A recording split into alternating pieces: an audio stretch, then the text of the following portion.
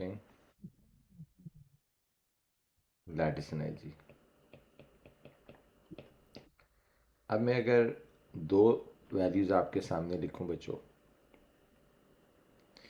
कि जब sodium ion in the gas state, chlorine in the gas, chloride ion in the gas state, they combine to give NaCl solid. और इसकी जो lattice energy की value है वो है NaCl is equal to -784 kilo joule per mole. और एक है magnesium oxide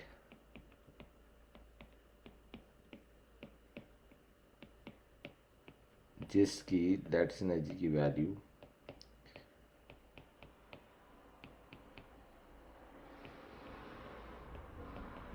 -3300 and let's say 36 kilo joule per मोल। अब इन दोनों को आप गौर से देखें।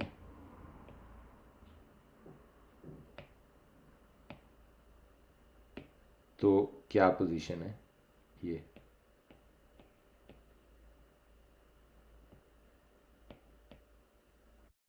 देखिए बच्चों, दोनों की शेप एक जैसी है, लेकिन जब ये लैटिस बनी है, इधर देखो, Na positive Cl negative, Na positive Cl negative, तो कितनी एनर्जी रिलीज हुई है 784।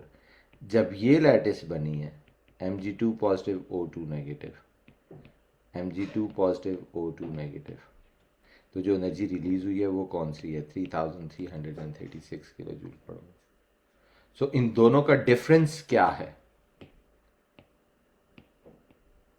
ये देखिए कि क्या वजह है कि उसी शेप की लैटिस जब इधर बन रही है तो कोई 3 गुना 4 गुना नहीं 5 गुना ज्यादा एनर्जी रिलीज हो रही है। What is the factor?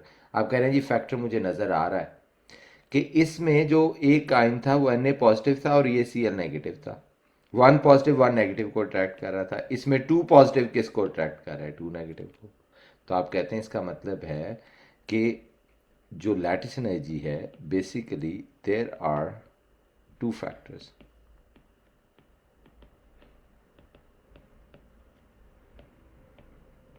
Which effect? Number one, charge of ion.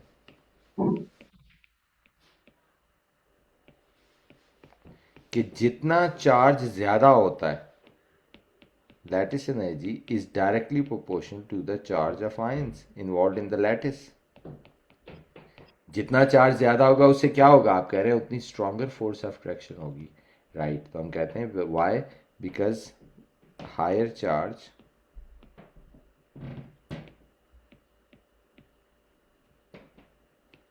relatively stronger force of attraction.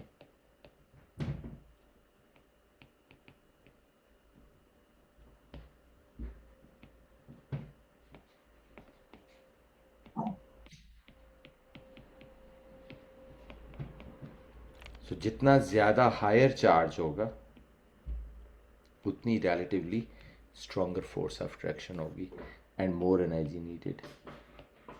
यानी आयंस के ऊपर जो उस लैटिस में बंध रहे हैं more energy released.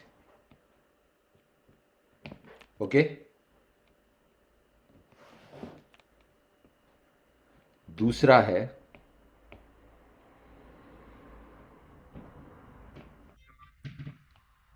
Ionic radius.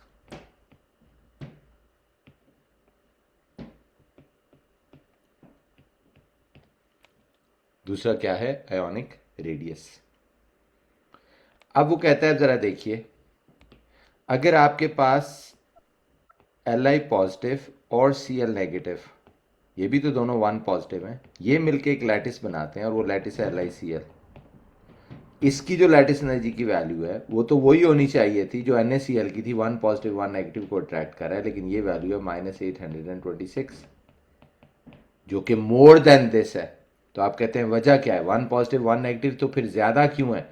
आप कहते हैं उसकी ये वजह है Li पॉजिटिव आयन, कि जब आप देखते हैं तो Li positive, Na positive, K positive, Rb positive, so जो आप नीचे जाते हैं तो आप कहते हैं जी कैटायनिक रेडियस बढ़ता है किसी भी ग्रुप में, या सीधा मैं आयनिक रेडियस लिख देता हूं कि आयोनिक रेडियस इंक्रीज होता है।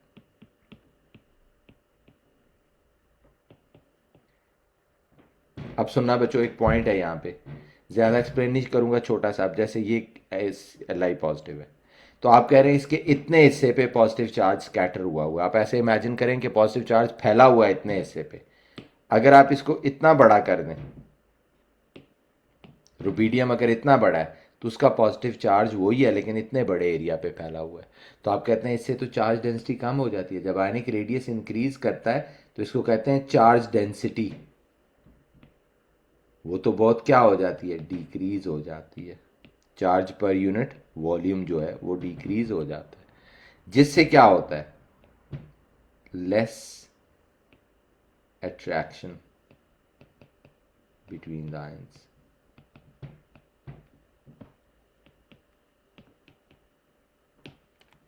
क्या होता है, less attraction between the ions होती है। ओके, उनके बीच आयनिक इंट्रैक्शन कम हो जाती है, hence less energy released.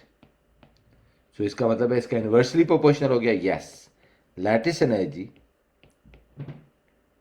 Is inversely proportional to ionic radius. हम ना फैक्टर डिस्कस कर रहे हैं। ओके, लैटिस एनर्जी को क्या इफेक्ट करता है, अब दोनों को यहां मैं सम अप करता हूं। सो इन शॉर्ट मैंने ये कहा है, किसी भी आयनिक कंपाउंड की जो delta H of lattice energy है वो हमेशा डायरेक्टली प्रोपोर्शनल होगी charge of ions in that lattice, यानी जितना आयन का चार्ज ज्यादा होता जाएगा उतनी वैल्यू ज्यादा हो जाएगी, और इन्वर्सली प्रोपोर्शनल हो जाएगी रेडियस ऑफ आयन का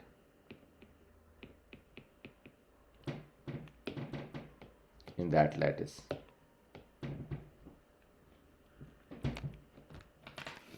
सो ये सम अप है, directly proportional to the charge and inversely proportional to the radius.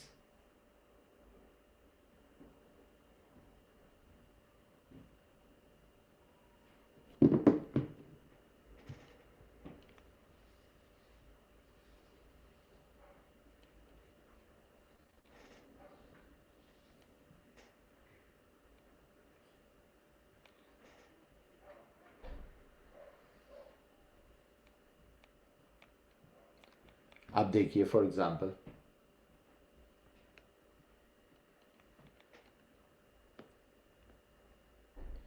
अब देखें फॉर एग्जांपल, वो कहता है compare delta H L A T T of, आपने बताना है ये of potassium chloride and calcium oxide.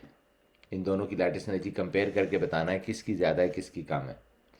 तो आपने कहा जी कि मैंने सबसे पहले चार्जेस देखे, ये +1 और ये -1 है, the ions present in that lattice. ये +2 है और ये -2 है। रेडियस देखने की भी ज़रूरत नहीं है, आप कहते हैं जी मुझे तो डायरेक्ट ही समझ आ गई कि इसका चार्ज ज़्यादा होगा। तो आप कहते हैं जो लैटिस एनर्जी है is directly proportional to the charge of ions. तो एक लैटिस जिसमें आयंस का चार्ज बहुत ज़्यादा है, मेरा मेरे कैमरा नहीं नज़र आ रहा आपको, अभी देखें नज़र आ रहा है? Okay sorry. सो ये ज़ीशान फ़ौरन बताया करें प्लीज़। तो इसमें देखें ये डबल है, तो आप कहते हैं जी इसका मतलब है कि डबल चार्ज है ये। तो आप कहते हैं कि कैल्शियम ऑक्साइड की lattice energy is greater than lattice energy of potassium chloride. उसकी रीज़न क्या है कि calcium ion and oxide ion has higher charge. उनका चार्ज क्या है, ज़्यादा है। Okay, as compared to K positive and Cl negative ion. Hence stronger force of attraction होगी और more energy released होगी। यहाँ तो रेडियस का भी फर्क है, बट चार्ज पे ही बात हो जाएगी।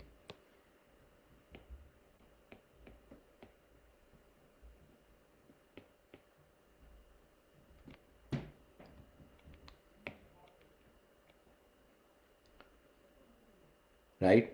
अब आपने बताना है मैग्नीशियम ऑक्साइड और कैल्शियम ऑक्साइड को कंपेयर करना है। जी बच्चों, इसमें से किसकी लैटिस एनर्जी की वैल्यू ज़्यादा है, किसकी कम है, और फिर रीज़न भी बतानी है। You have 1 minute. इन दोनों में से किसकी लैटिस एनर्जी की वैल्यू ज़्यादा है और किसकी कम है।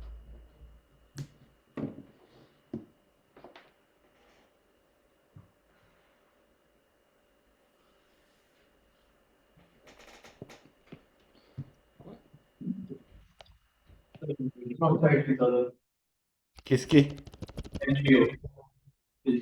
एम जी ओ। वजह क्या है, अगर आप पहले चार्जेस देखते हैं तो दोनों के एक जैसे हैं, दोनों के आइंस में +2+ है। लेकिन आप फिर रेडियस देखते हैं, आप कहते हैं जी मैग्नीशियम ऊपर है, कैल्शियम नीचे है। तो जो नीचे होता है उसका चार्ज का रेडियस क्या हो जाता है, बड़ा हो जाता है। जब रेडियस बड़ा होगा तो लैटिस एनर्जी कम हो जाएगी। तो आप कहते हैं जी कि magnesium oxide has a higher value of lattice energy than calcium oxide. और वजह क्या है, अब सीधा सीधा प्रिसाइज लिख दें, Mg2 positive ion has smaller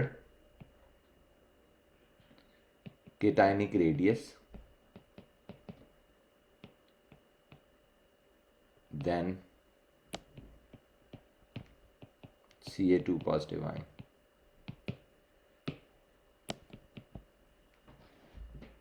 Mg2 positive का छोटा है cationic radius than Ca2 positive ion. Okay, that's all about the factors affecting the lattice energy. So बार बार इसका आगे इस्तेमाल आएगा बच्चों, ये वाला आपने रिलेशनशिप जहन में रखना है। ठीक है, कि इसलिए जब भी आप याद रख लो नीचे जाते हो किसी भी ग्रुप में, डाउन द ग्रुप जाते हैं तो क्योंकि केटाइनिक रेडियस या एनाइनिक रेडियस बढ़ रहा होता है तो लैटिस एनर्जी कम होती है। ठीक है, ये याद रखना कि डाउन द ग्रुप क्योंकि आयोनिक रेडियस इंक्रीज करते हैं चाहे केटाइन हो या एनाइन हो। So the value of delta H LATT decreases हमेशा in a group, in one group. सो अगर मुझे कोई पूछे कि मैग्नीशियम सल्फेट और बेरियम सल्फेट में से किसकी लैटिस एनर्जी की वैल्यू ज़्यादा होगी, दोनों एक ही ग्रुप है ना, मैग्नीशियम और बेरियम, दोनों का चार्ज भी सेम है, लेकिन क्या फ़र्क आ गया, सल्फेट तो चेंज ही नहीं हुआ ना। हम ना आप बताएं डाउन द ग्रुप क्या फ़र्क होगा, इसकी लैटिस एनर्जी और इसकी लैटिस एनर्जी सेम होंगी या कोई फ़र्क होगा? यस। तो आप कहते हैं जी कि MgSO4 हैज़ हायर। ठीक है, वजह क्या है, क्योंकि उसका केटाइनिक रेडियस कम है। सो किसी भी ग्रुप में जब आप नीचे जाएंगे केटाइनिक रेडियस बढ़ेगा तो लैटिस एनर्जी की वैल्यू कम हो जाएगी। राइट। इसी तरह अगर कोई मुझसे पूछे अच्छा बेरियम ऑक्साइड और मैग्नीशियम ऑक्साइड में से किसकी लैटिस एनर्जी की वैल्यू, मुस्तफ़ा, किसकी लैटिस एनर्जी की वैल्यू कम होगी, किसकी ज़्यादा होगी? सर मैग्नीशियम ऑक्साइड की ज्यादा, बेरियम ऑक्साइड कम। उसकी वजह क्या है? Sir MgO, Mg is higher up in the periodic table compared to barium, so it has a smaller radius, which would give ठीक है, more तो lattice. किसी भी ग्रुप में नीचे जाए तो डिक्रीज करती है, ओके, बिकॉज रेडियस बढ़ जाता है। Okay, right. So lattice energy को जब भी देखना है आपने इसी तरह देखना है कि एक सॉल्ट को वो पूछेगा, आपने देखना है उस सॉल्ट का जो आयंस है वो ऊपर है ग्रुप में या नीचे है। ऊपर है तो कम होगी, नीचे है तो ऊपर है तो ज्यादा लैटिस एनर्जी होगी, नीचे है तो कम होगी। राइट। अब आ जाए जी, that's all about this factors affecting lattice energy. अब आ जाए सॉल्युबिलिटी ऑफ आयनिक कंपाउंड। अब ये नया टॉपिक शुरू हो गया।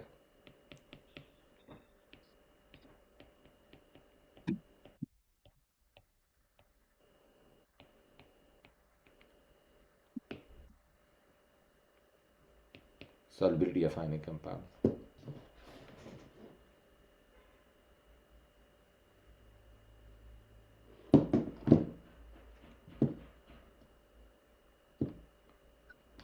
Solubility of ionic compound. अब देखें इसमें बच्चों क्या करना है कि अगर मैं आपको एक पूछूं कि अच्छा ये बताएं कि अगर एक आयनिक कंपाउंड को पानी में डालें,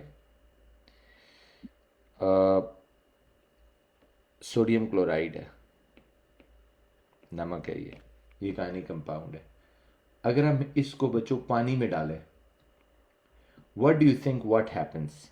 NaCl बेसिकली इस तरह की चीज़ होती है, ये देखना। NaCl एक आयनिक कंपाउंड है, आप ये मेरे साथ ड्रॉ करें ज़रा, यूं इसकी एक लैटिस होती है, ये पता है ना, ये NaCl है। अब आपसे मेरा सवाल ये है कि जब आप पानी में डिज़ोल्व करते हैं तो what happens to the lattice? ये आपने ओ लेवल में शायद पढ़ा है, ES में भी पढ़ा है। जब आप किसी आयनिक कंपाउंड को पानी में डिज़ोल्व करते हैं तो उसकी लैटिस के साथ क्या होता है? इंटैक्ट रहती है या टूट जाती है? आमना आप बताएं, इंटैक्ट रहती है या टूट जाती है?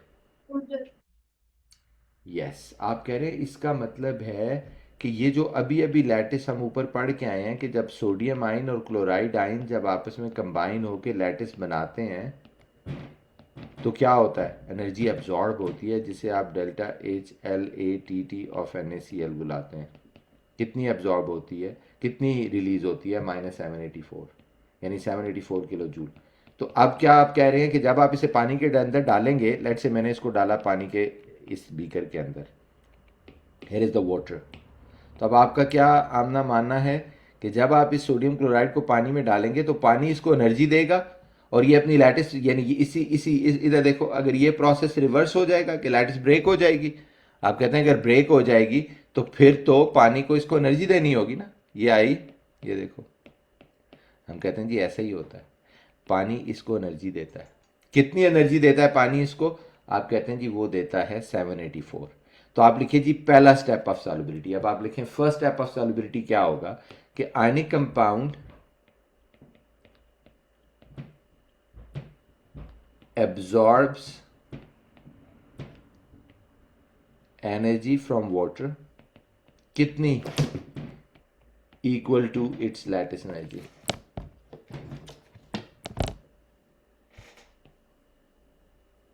equal to डेल्टा HLATT, जितनी उसकी लैटिस एनर्जी, और यहां लैटिस एनर्जी कितनी है? 784। और क्या होता है? Breaks small percentage of lattice. अब स्मॉल परसेंटेज से क्या मुराद है? ऊपर देखो, अब ये सुनना जरा, ऊपर गौर से देखो। आप कहते हैं जी ये तो एक आयन के साथ मिला था, एक NaCl बना था। तो देखो एक मोल होता है, लेकिन मैं इसको एक एक कंसिडर कर रहा हूं, 1 1 और 1। मुस्तफ़ा, तो जब एक NaCl बना था तो कितनी एनर्जी रिलीज हुई थी? 784। जब यही तोड़ के दो आयंस देगा, Na पॉजिटिव और Cl नेगेटिव, यानी एक एक देगा, तो कितनी एनर्जी एब्जॉर्ब होगी? 784। यानी 784 से मैं कहना ये चाह रहा हूं कि सिर्फ ये दो आयन, एक Na पॉजिटिव और एक Cl नेगेटिव, सिर्फ ये टूटेंगे, बाकी लैटिस इंटैक्ट रहेगी। आप कहते हैं सिर्फ Na पॉजिटिव इधर आया और Cl नेगेटिव इधर आया, इसलिए हमने कहा है कि very small percentage of lattice breaks. कि NaCl जब ब्रेक होगा in the first step, it only breaks 2 ions या 2 मोल्स ऑफ आयंस, बाकी सारी लैटिस उधर की उधर ही रहती है, राइट। दूसरा स्टेप,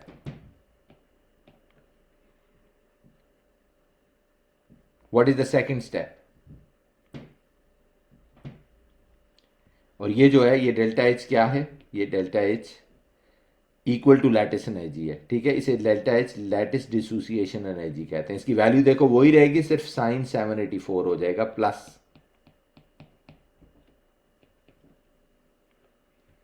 गॉट इट?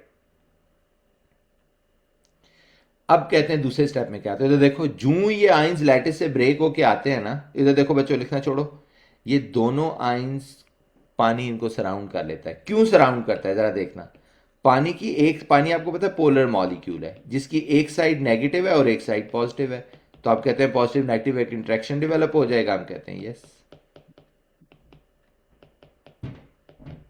ये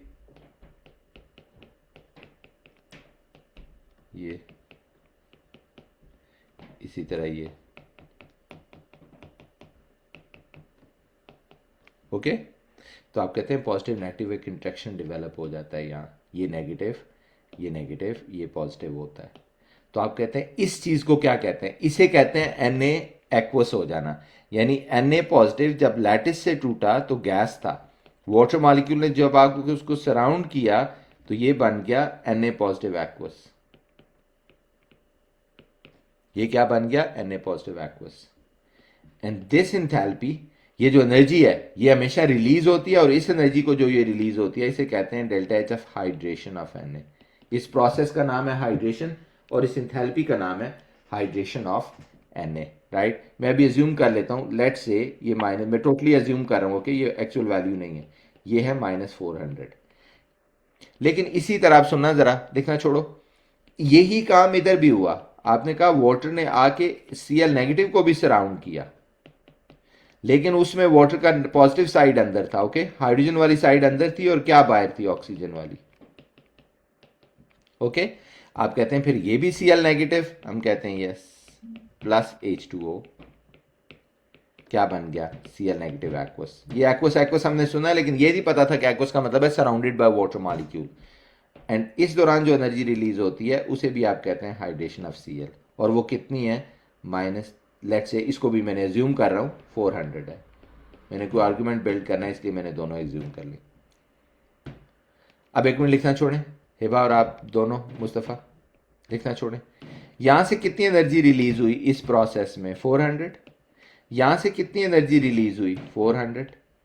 now this energy goes back, this energy goes back to the lattice again, क्योंकि लैटिस तो अभी सारी की सारी इंटैक्ट है ना, और इन दो आयंस को अब तोड़ेगी।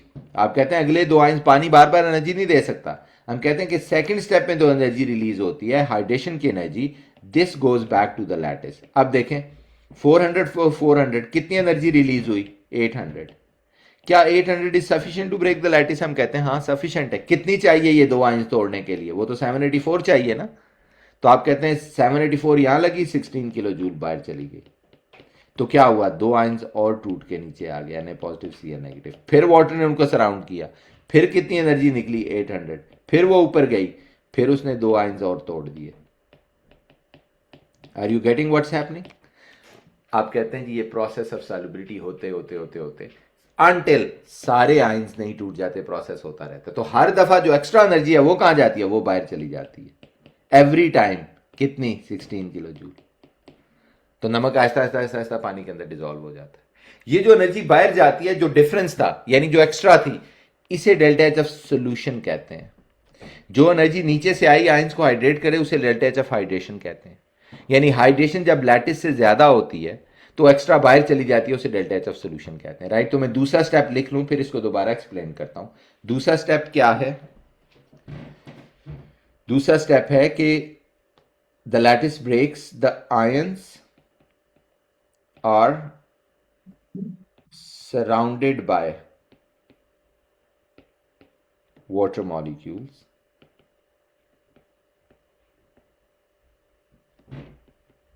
known as hydration। इस प्रोसेस को क्या कहते हैं, हाइड्रेशन। और ये एक्सोथर्मिक प्रोसेस होता है, energy is released known as delta H hydration।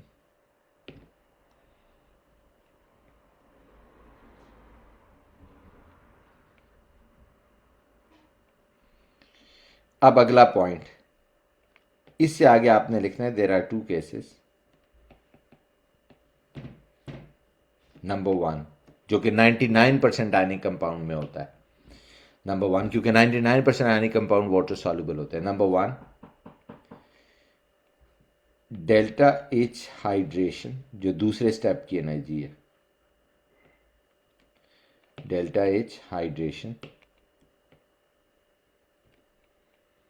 Is greater then delta H lattice. ठीक है, हाइड्रेशन लैटिस से बड़ी है। इफ कर देता हूं, if delta H hydration is greater than delta H of lattice,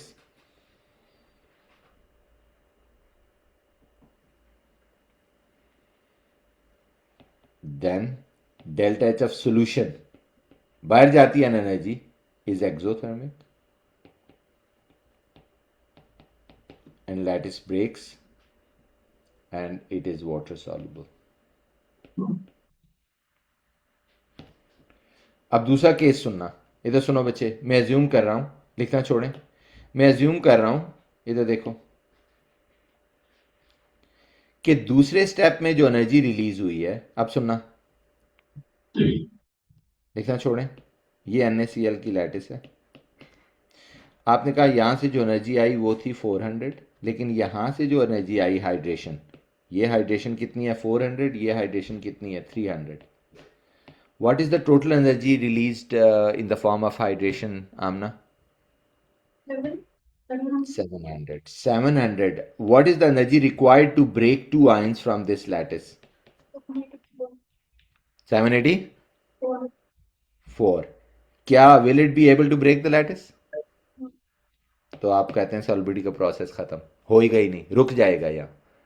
यानी जो आयनिक कंपाउंड हमने रट्टा मारा था ओ लेवल में कि पानी में डिसॉल्व नहीं होते, सिल्वर का क्लोराइड, लेड का सल्फेट, कैल्शियम का सल्फेट, बेरियम का सल्फेट, एटसेट्रा एटसेट्रा, वो क्यों डिसॉल्व नहीं होते, अब समझ आ गया कि उनकी आयंस की जो लैटिस एनर्जी है, वो हाइड्रेशन एनर्जी है, वो उनकी लैटिस एनर्जी से काम होती है। तो केस 2 लिख लीजिए कि number 2, if delta H hydration is less than delta H lattice,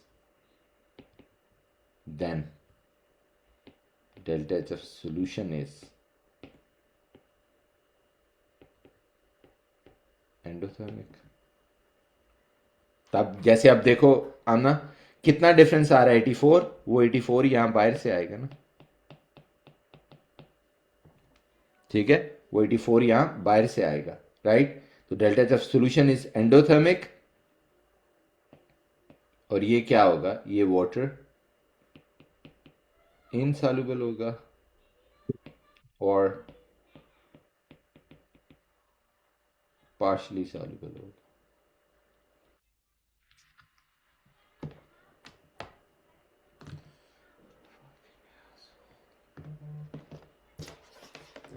एक सेकंड बच्चों, मैं शेयर कर रहा हूं वापस स्क्रीन।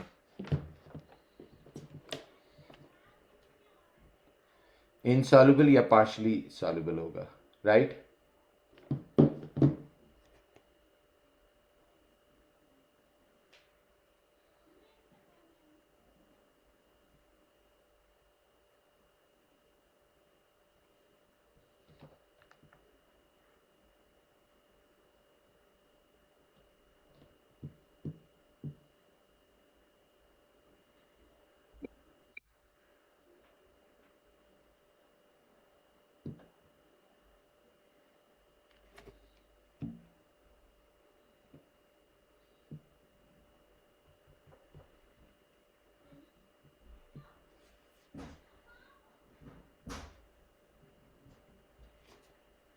दोबारा शेयर कर रहा हूँ, just give me a minute.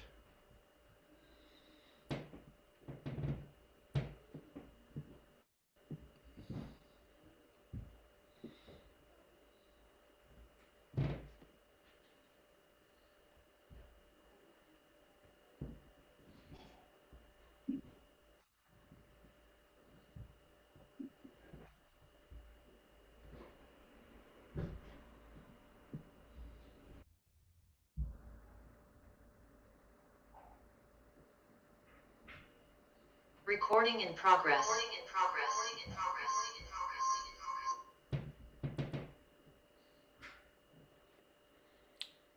Sorry जी बच्चों, दोबारा कर रहा हूँ।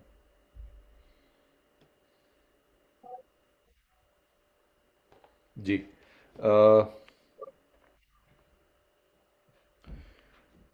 क्या लिख लिया था, if delta H of hydration is less than lattice, फिर क्या होगा बच्चों, फिर आप कहते हैं वो जो एक्स्ट्रा एनर्जी है वो बाहर से चाहिए ना, तो डेल्टा एच ऑफ सोल्यूशन क्या हो जाता है, एंडोथर्मिक, और वो क्या हो जाएगा, वो वाटर इनसॉल्युबल होगा। यानी इसका मतलब लैटिस ब्रेक ही नहीं होगी, जो डिफरेंस है वो बाहर से आएगा तो सॉल्युबल होगा, वरना नहीं, वाटर इनसॉल्युबल और पार्शियली सॉल्युबल।